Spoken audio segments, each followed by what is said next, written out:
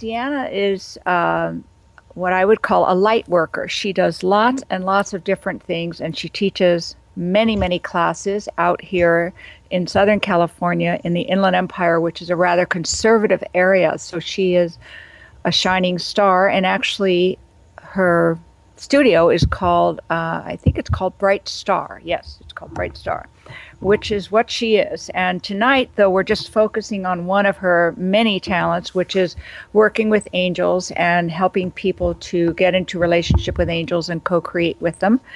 And I can't wait to hear what she has to say about angels and her work.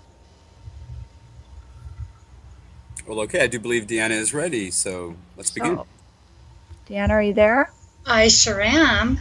Yay! We're all so excited. All of us are going, oh, angel stuff. We don't know that much about it, so this is going to be very exciting. Oh, I'm excited. Thank you. Good. So I want to start at the beginning about how did you get into this and what were you doing before you did angel work? Well, before I did angel work, I actually worked for a mortgage company. And but I always had the interest in metaphysics, even from the time I was a kid. So I got laid off from that job, luckily, after 10 years, because I think I never would have left. And I got into holistic healing. And it was from the point in holistic healing that I kind of jumped off into the world of the angels. So can you explain that a little bit more? Because holistic healing is like herbs and acupuncture and things like that. And right? Is that correct? Yeah, I started off training as a massage therapist, and I got into some other modalities, and I thought I was just learning a way to work with people to do natural kind of healing. But what I discovered is that after I had been doing this for a little while, I started receiving information about them that I didn't know how I was receiving it, but I would just know things about them. And I was young. I was didn't understand about being psychic. I mean, I thought people could be psychic, but I didn't believe I was somebody who would be like that. Mm-hmm. And so I started hearing things and understanding things about my clients that were on the metaphysical side. Mm-hmm. Yeah. So, and at the same time, I happened to connect with a couple of lovely ladies here in the Inland Empire who had, I think, the only New Age store that ever lasted for more than a few years. Wow. And yeah, and they were such beings of light, and they supported me in all my questions. And so I saw all the angel books at their store, and they talked about angels and beings of light all the time. And I just thought, I really want to do this. I want to communicate with the angels. Well, that actually was a godsend, because I was just going to ask you for people who are listening, for their sake, because when one has a kind of awakening of a gift, very often you can feel like you're going crazy, or you don't know if it's really real or something in your imagination. And it sounds like having this bookstore, these women, a New Age store around, that was a huge support and validation for you. Is that true? It is true. And that's what I want to pass along now, because, this happened to me almost 20 years ago. And we know that 20 years ago, things were a lot different. It was you didn't meet that many people who would talk about intuitive abilities. Right. But now it seems like everywhere I turn, and you probably notice this too, people are having these awakenings, and they get this feeling that there's something greater trying to work through them, and it's trying to guide them. Right. But there's still not a lot of places to turn to get understanding of why this is happening. Right. Well, especially out here in this area of California is so conservative. Oh, my goodness. Yeah. It is. So I guess the first thing I want to start with is I want to talk about how you define co-creation, but I also want to know, like, what are angels? And you made a statement to me when we were talking prior to the show about everyone has angels, including Hitler. And I thought that was lovely that you said that. That was really fabulous. So, because it's true, sometimes that's sort of always my mantra. Well, what about Hitler? Because that's such a big question mark about how do things like that happen. So, could you talk to us about what are angels versus Okay. archangels, and what does co-creation mean to you, and how does that work? Okay. Well, when I started working with angels, I didn't know anything about them. And the only book I had actually ever seen was written by, I think, Billy Graham. And so I didn't have any idea really what I was getting into. But I Right. was raised with the belief that we have a guardian angel, but I didn't think we interacted much, right? Mhm. So I decided that I wanted to contact my angel. And I wasn't sure how to do that. But what I did know is because I've worked with my dreams since I was a teenager. And so I decided, well, I'm going to ask for an angel in my dream. And so I did. I asked for an angel to visit me in my dream. And that night I got a dream where the only thing in my dream was a hand handing me a business card. And on one side of the business card, right in the center, about the size of a thumbprint, was the outline of an angel. And so Mhm. I turned it over and it said Metatron. Now, at the time, I had no idea who Metatron was. So I went on my computer. Google was not born yet. So I went on AOL to do my search. And it took me, 2 hours because it was AOL. And But dial up also, right? yes, it was dial up. But I did find a website that talked about Metatron. All right. And it just basically just said that Metatron was an angel who would appear to people when they were ready to have a spiritual teacher. So when I started working with angels, I did not know about the hierarchy. All right. And I learned about Archangel Michael and Archangel Raphael and all these angels. I just started learning about them gradually, but I didn't know that they were a hierarchy. Mhm. I discovered this later. And I discovered it from somebody they had written an article, and it was more on how to, through the art of ceremony, connect with the angels. And it was a very serious ceremony. And so I thought, well, I'm really glad I didn't know about this because it would have made it a lot harder for me, doing what I was doing. Mhm. So when I started studying angels, what I realized I was looking at was that, like, for one thing, most of the archangels were Babylonian or Assyrian gods and goddesses once upon a time, right? And so what I thought, and what works for me, is that really angels are frequencies of light. Mhm. And they are such a high frequency, so far above us. And so my feeling when I'm working with angels is that our guardian angels, they're a tiny bit lower in frequency simply so that it's easier to reach us. Right. And then we have the archangels, and their frequency is higher, yet they are still capable of reaching us if we reach out to them. And then I know there are other angels who are even higher out there, Mhm. but that's how it has always felt to me. So, And when you say there's a hierarchy, is there something above guardian angels, archangels, and you said you thought there was something above that? Is there, if people were interested in learning more about hierarchy of angels, or is there material out there about that? oh, there is really. You can Google it now, and it's Okay, just everybody has, ideas and thoughts about it. So there's a lot to read out there. great. Yeah. In So, fact, recently I discovered that in some Native American folklore, they mhm, have what they call messengers of light, which are like the angels. And there's a belief that every person had 48 of these angels, but they would come on in shifts, 12 angels every 7 days. So wow, once you had a full moon cycle, you would have all 48 of your angels would have been with you. I love that. I I do love too. So, what?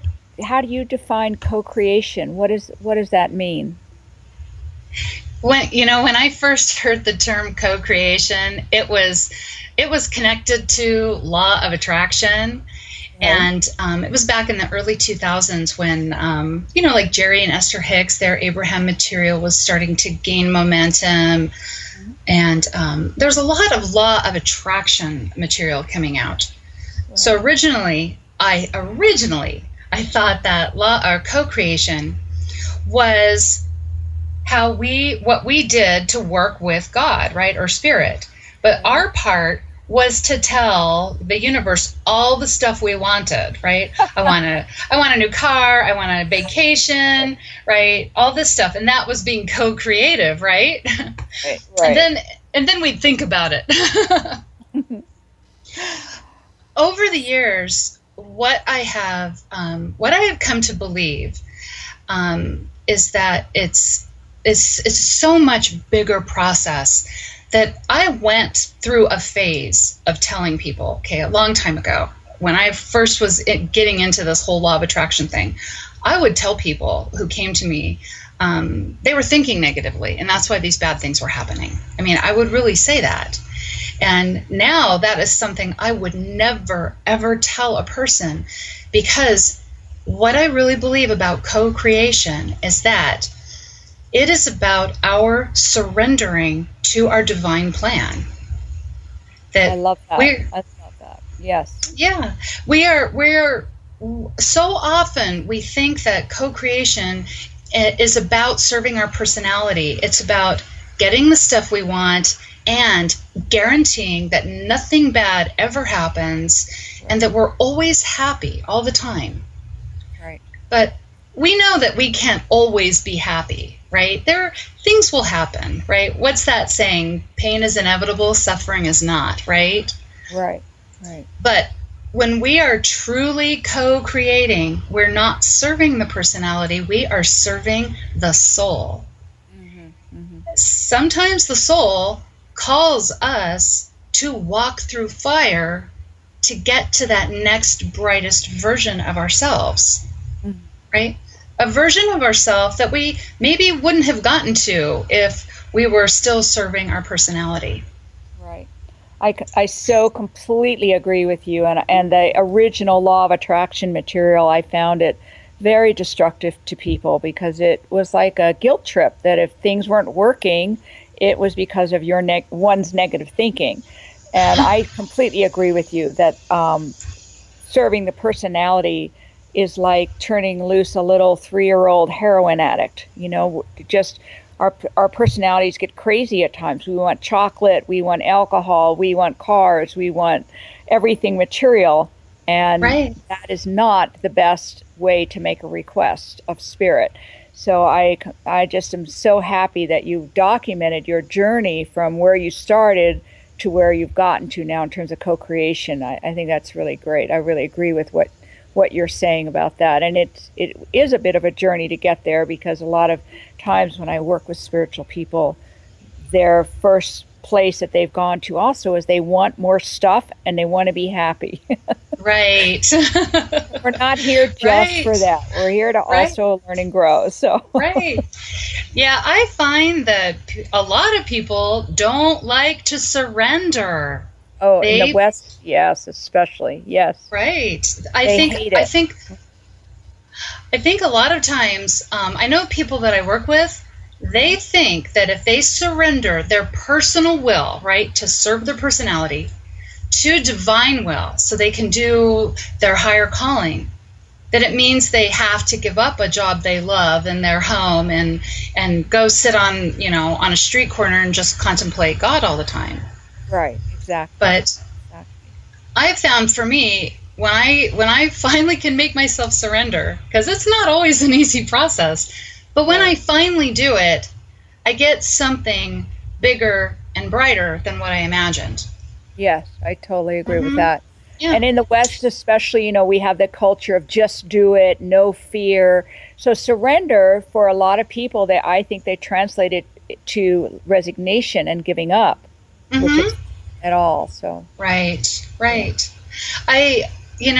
What the universe can do for us is just so much bigger But we Yes. have to really open up to allow it to use us as a channel. Yes, I agree. Yeah. I have this funny story that I love to tell about the idea of surrendering. When my kids were little, like 4 and 6 years old, we went to get ice cream, and they saw this other child come out of the ice cream store, and the child had an ice cream bar on a stick, right? It had been dipped in chocolate and rolled in rainbow sprinkles. Okay? So my kids see this ice cream and they're like, that is what I want. More than anything, they were just going to have that. They had to have that ice cream or they were just going to just lose it. Okay?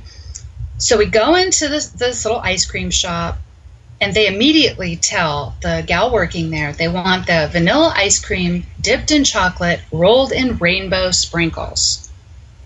But I'm looking at the menu, right? And I can see there's a whole bunch more stuff available besides rainbow sprinkles. And like M&Ms for one, okay? And so I say, kids, wait. Do you know there are other toppings? Let me tell you what the toppings are. And they said, no, we just want the rainbow sprinkles. So I was like, okay, fine. They get their rainbow sprinkles on their ice cream. We go sit outside, and they are eating their ice cream, and they are in heaven. They are so happy. It's vanilla ice cream dipped in chocolate with the rainbow sprinkles, just like they had been thinking about, right? Mm-hmm. Well, along comes another child with his dad, and they go inside, and then they come out with their ice cream. And it's been dipped in the chocolate and then rolled in M&Ms and marshmallows. My kids look at that, and this is really funny. This was done in total unison. They look at the other people's ice cream. Their mouths just drop open. They look at each other, and then they look at their own ice cream, and together they say, I want that ice cream. But I think that is such a good example of really what is behind co-creation. Because we have no idea what is available to us. We can only guess what's available by what has happened in our own experience, right? What our friends have gone through, books we've read, something we saw in a movie. And that's what we're going to choose from, because that's our experience. But if we do that, all we're ever going to get are the rainbow sprinkles, which everybody knows they may be pretty, but they don't taste like anything, right? Right. And so when we truly surrender and just say, okay, thy will be done, tell me the next thing to do, that is when we are given the opportunity to have something bigger, to experience something bigger. I love this definition of co-creation. Very, very unusual, and I completely agree with you. So fabulous, and a great example with the kids. It is very, very profound when we think about it, that co-creation means to surrender to guidance from a higher being. Yes. Not tell them what to do. Really? So, for people, if they were starting to learn about this, how do people contact angels? How do angels appear? I would say if somebody wants to contact the angels, just set that intention. And then really try to let go of your expectations of how they'll contact you. When I set my intention to have an angel contact me in my dream, I had this imagining that this great being of light with huge wings unfolding would appear and give me this wisdom and just shake my world to the core, right? And the angel thought different and just gave me a little card, and that was it. Yeah. Right. So, but I would just say start talking to them right now. Just right now. Talk to your guardian angel, or if you've done any research and you know some names of other angels, talk to anybody. Talk to any of the angels. And how do you know that you're actually contacting an angel as opposed to, say, a lower spirit or some other kind of entity? That is a really good question because that actually happened to me when I started talking to the angels. One morning, very early in the morning, about 2 or 3 in the morning, I wake up because something grabbed my foot. And I thought, okay, maybe this is spirit contact. I've been asking for spirit contact. I've been asking for the angels to talk to me. But what I realized was that I had such a frightened feeling. I mean, I was frightened to my core. I thought, this cannot be the angel. This is horrible. I am so scared, and I just couldn't move. And finally it went away. And so the next day, I went to my favorite New Age store that was here in Redlands at the time, and these ladies, they laughed and they just said, "Well, you're shining your light, but you're not inviting anything in particular. You're inviting everything. So everything wants to come and see your light." Mm. And so this is when I learned about Archangel Michael as a heavenly protector. And so the next night, it happened again. Something grabbed my foot again. And so in my head, I didn't even say it out loud because I didn't want to wake up the whole house. So in my head, I just said, Archangel Michael. And that feeling immediately, the thing grabbing my foot let go, and the feeling of dread in my room just vanished. Mm. And so when we are setting our intention to work with beings of light, it is really good to say something like, only those of the highest light. Okay, something like that. Because, when we start getting curious and excited, our light is shining brighter and brighter, and everything loves it. Even especially lower entities, because they think they can get some energetic food, I think. Yes, I agree with that. Especially if somebody is a big meditator and has a lot of personal energy, they can look like food on the other side. Yeah. Yeah, so only those of the highest light. Yeah. So what happens if somebody starting out tries to contact angels and feels like they cannot contact them? What does that mean? You know what I've noticed, it's one of two things. Very common is that somebody is simply trying too hard. And I hate to have to say it that way because it just sounds so simple and trite. Oh, you're just trying too hard. But that actually can be the case. When somebody's trying really hard, they have this expectation, they want it to happen now. And we really want to just be able to put our request out there and then let it go. Just say thank you and let it go. But that's hard, when you're really excited about it. Yeah. The other thing I have noticed is when one of my clients comes to me and says, "Well, I did all the exercises." No, they'll say, "I'm not contacting any angels. No angels are talking to me, and I'm talking to them all the time." And I will ask them, "Are you doing the exercises I gave you? Are you clearing your limited beliefs?" And they will say, "Well, no, I've been really busy." So there's also this not being committed enough. If somebody was going to go, say they want to become really fit, right? And so they joined a gym and they get a personal trainer. They would, if they wanted to see a difference in their physical body, they would go to the gym on a regular basis and they would do the things that their trainer told them to do, right?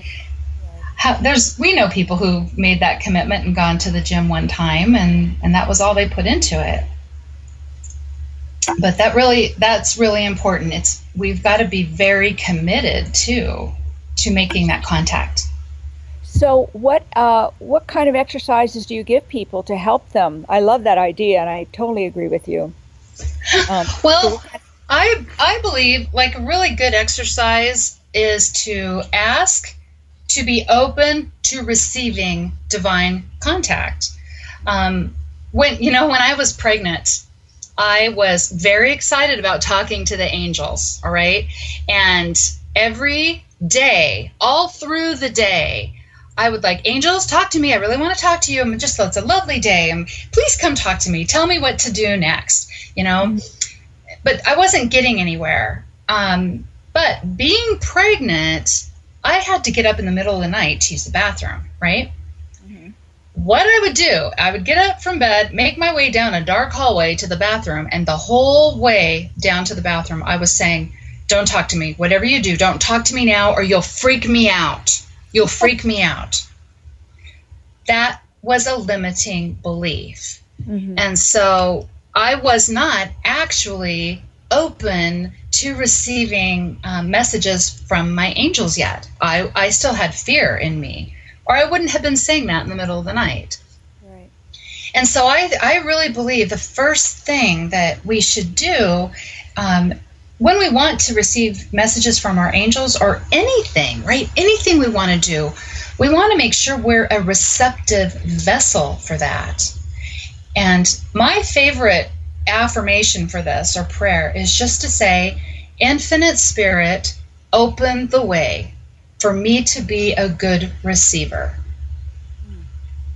And so that, I think that's the main thing. Just keep making sure that you're open, that you're an open receiver, and that there's not some fearful limiting belief behind, your request. So you work with people in helping them develop their contact with angels. So what do you actually offer people? Like if they come to you for a session or something, what are some of the things you do to facilitate helping them connect with angelic forces and getting guidance and messages from their angels?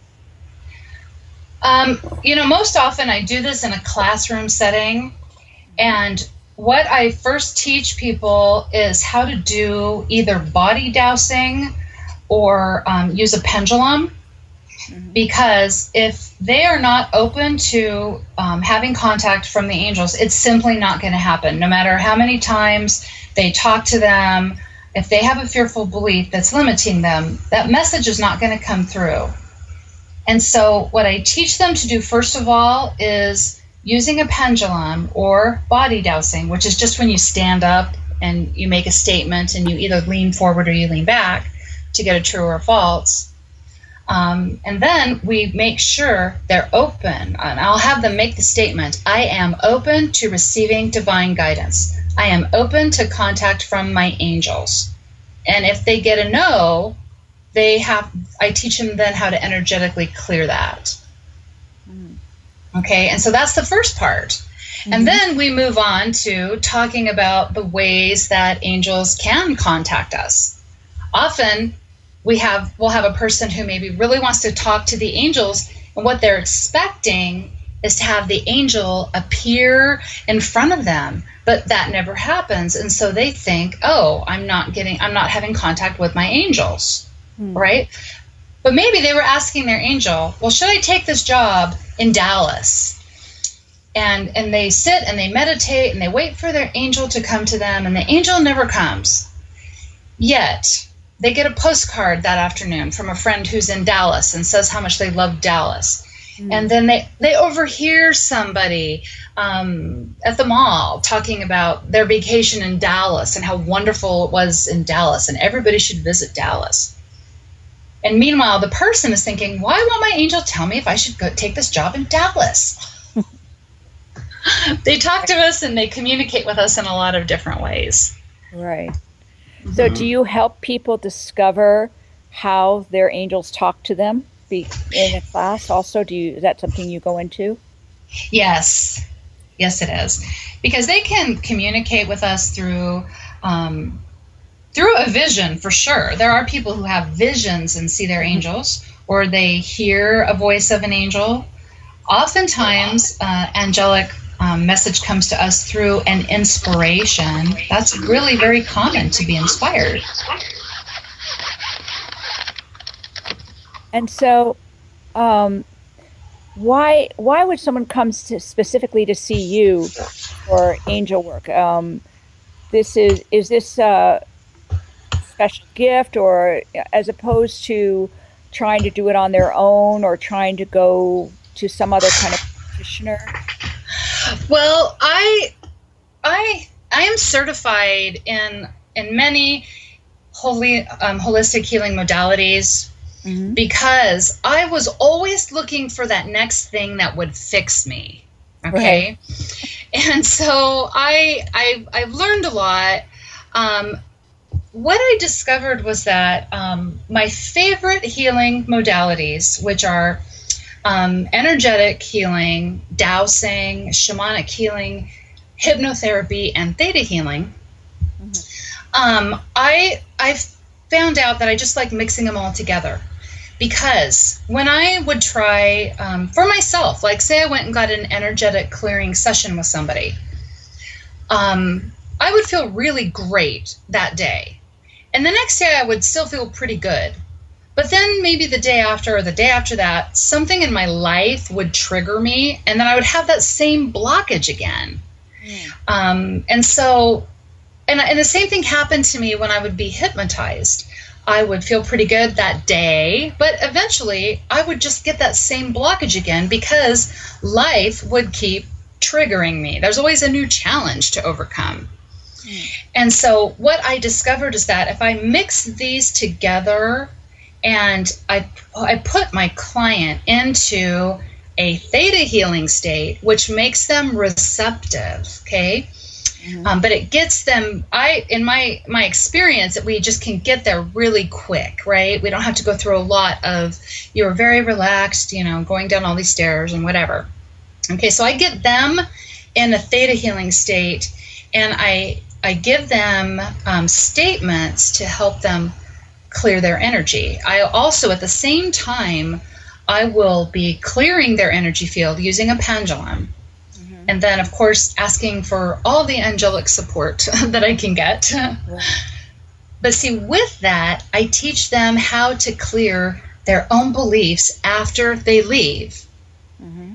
Because we're always going to be challenged. Something is always going to trigger us. I mean, Right. somewhere, right? Yes. And so, when I started doing this with clients a couple years ago, and I would see them once or twice, and then they wouldn't come back. And so I thought, well, maybe this isn't working as well as I thought it was. But then they would send their friends to me. And so I thought, okay, well, if they didn't like it, they wouldn't send their friends. Right. But what I found out was that probably half my clients were so committed to the process, they were getting up every day and clearing any limiting beliefs they had. Right. And so they would come see me 6, 8 months later for a new big thing they wanted to work on. Right. In other words, you were so good, you were putting yourself out of business, which is a great thing, actually. I love that. I love that. So we're going to take a quick 1 minute commercial break, and we will be right back with Deanna Joseph and co-creating with the angels. A new era in psychic services has begun. PsychicAccess.com. You can connect with our psychic advisors by telephone or chat 24 hours a day, 7 days a week. All of our psychic advisors are interviewed, fully verified, and accuracy tested, assuring you quality service. We're living in some very troubled times right now. More and more, the world's problems are affecting us on a personal level. You don't have to deal with this alone. Our highly accurate psychics, caring advisors, and talented mediums can help with situations you are currently experiencing and can let you know what the future may hold for you. All new customers get a free 6-minute reading. All you have to do is register. Why not visit us now and get a free reading at PsychicAccess.com. And we are back with Deanna Joseph, who is talking to us about contacting angels and co-creating with angels and how to do that and how to continue with the work. And we're now want to look into, people have learned how to contact angels. They're in a relationship with them. What can they expect? How is life different, or how is life not different What happens when you actually open this doorway? Well, when we open this doorway, what happens is because it's like you ask and you'll receive, right?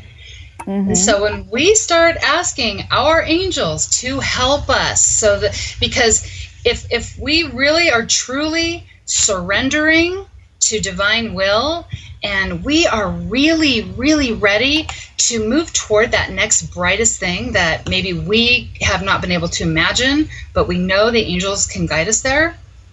The next thing that will happen then when we have surrendered is that we will receive divine guidance. But we have to act on it or our life won't change, right? If you go back to the example of that person who wants to change their physical body to become really fit, they have to trust their trainer. They don't train really hard one day a week and then go sit on the couch and eat pizza for the next 6 days. Mm-hmm.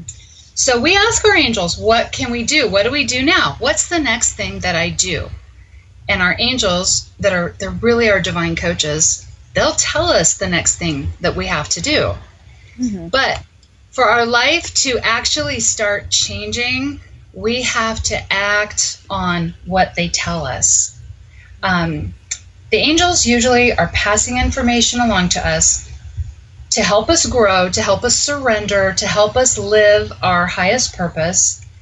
And because our divine purpose, our highest purpose, that thing that will get us to the next brightest version of ourselves is something that we we don't understand what it is. We don't know what to expect. So when the angels tell us to do a thing, it's usually something that doesn't look like what we thought it would look like. Right. It's scary. Yeah. It's scary. When we receive divine guidance, that's one of the keys to knowing it is really divine guidance. It should scare us just a little bit. Right. Right. Like And being on a roller not coaster. scare us, so like dangerous scary, but scary like, Right. oh my gosh, I don't think I'm going to be able to do this kind of scary. Right. Scary like, oh my God, I would love to do that. That sounds exciting, but I don't know how I could accomplish it. I don't Right. have that kind of training. I don't know how this would work out. I wouldn't know what to do to get there. Right. And that is like one of the key elements of divine guidance. It's creating a recipe for our life, but it's only giving us one ingredient at a time. Right. And so we just have to wait for the next thing. We never know. We're probably never going to know what the next thing is. Right. Which puts us in the position that I think the universe wants us in, which is totally trusting it and just waiting for the next instruction. Right. Right.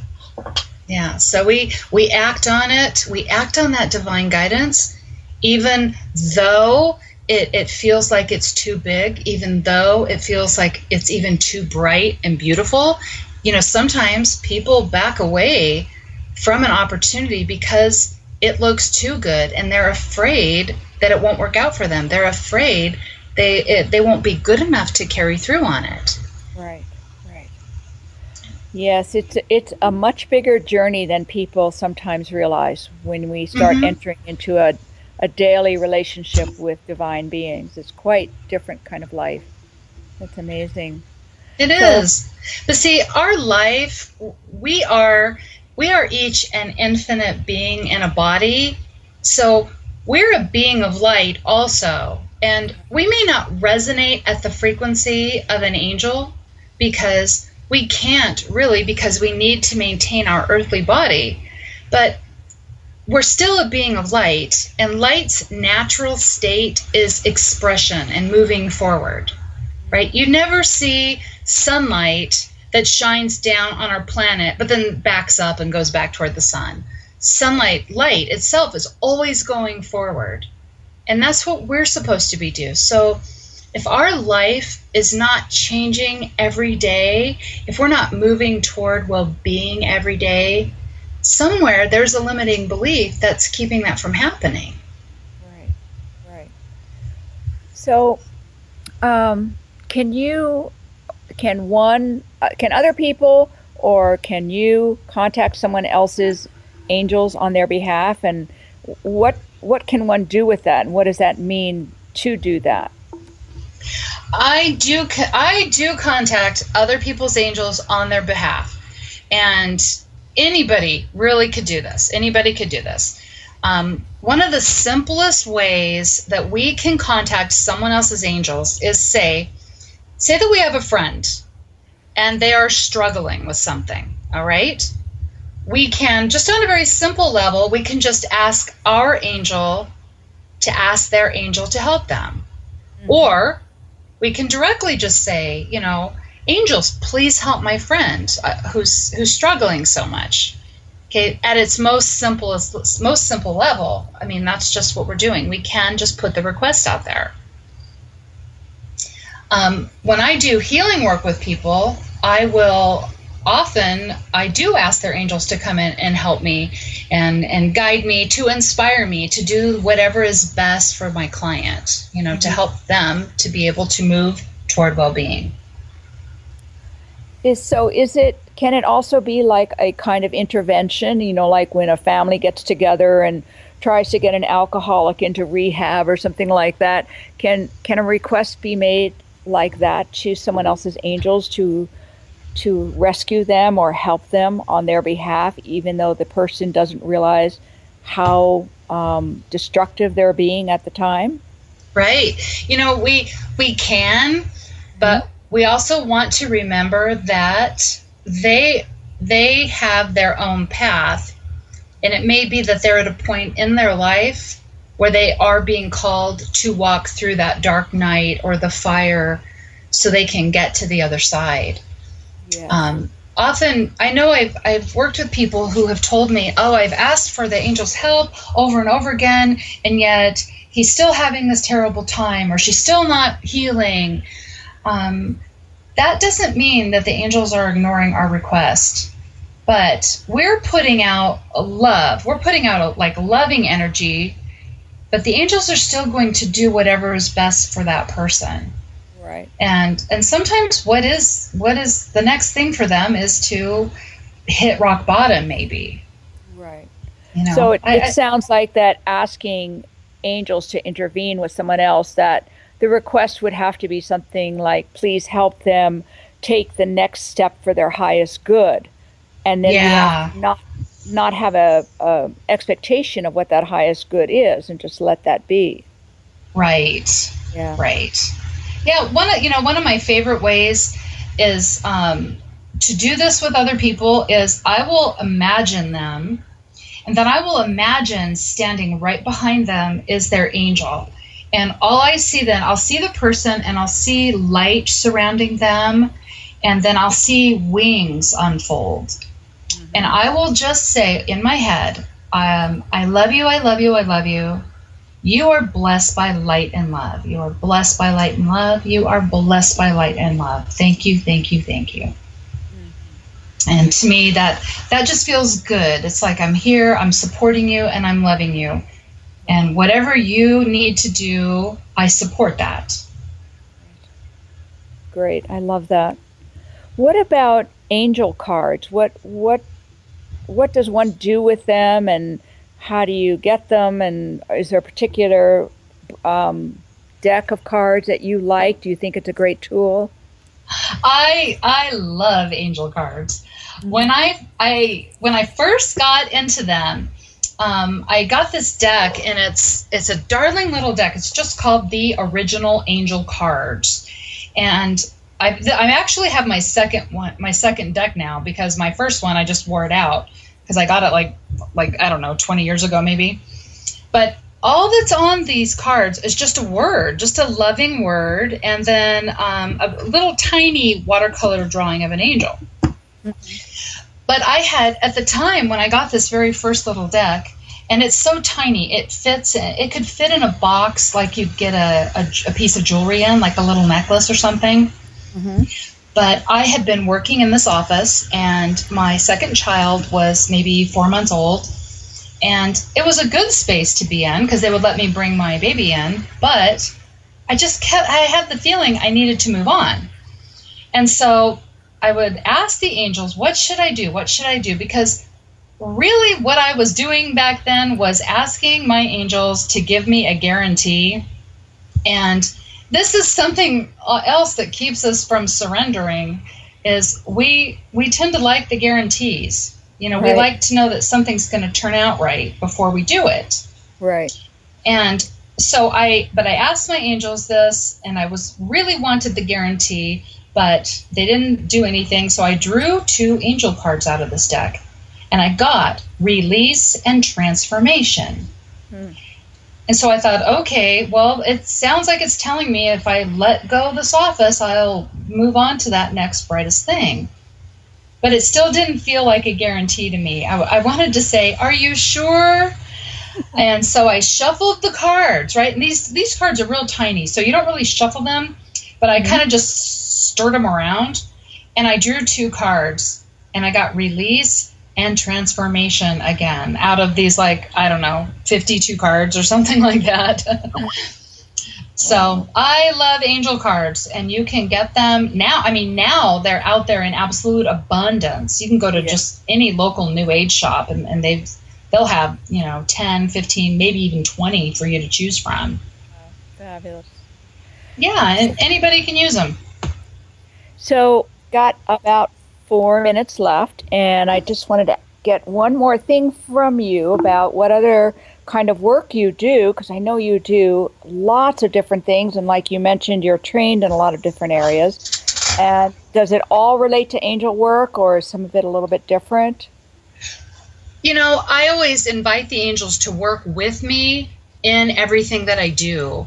And so I would say it does involve the angels all the time, even though it may not look like it.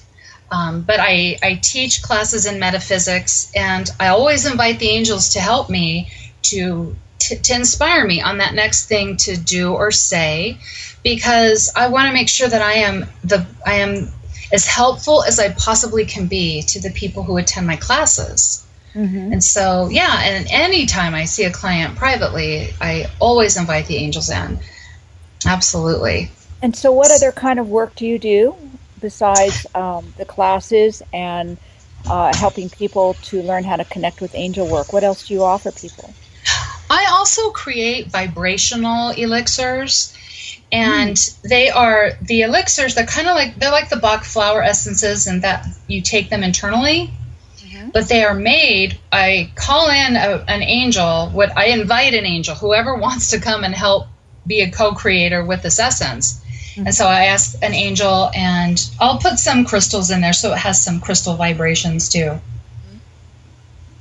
Wow, wonderful. Do you do that specifically for each person, or do you make like one, say, for serenity or one for anxiety or something like that? Or how do you do that? I make them in groups. I like to pick like a full moon or a season. And like recently I made a light worker series. Before that I made one on well-being that has synchronicity and manifesting in it.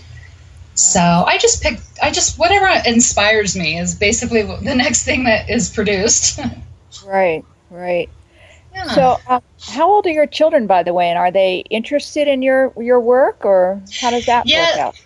My kids are now 15 and 17, and they are not interested in this work because they see it as a normal part of every day.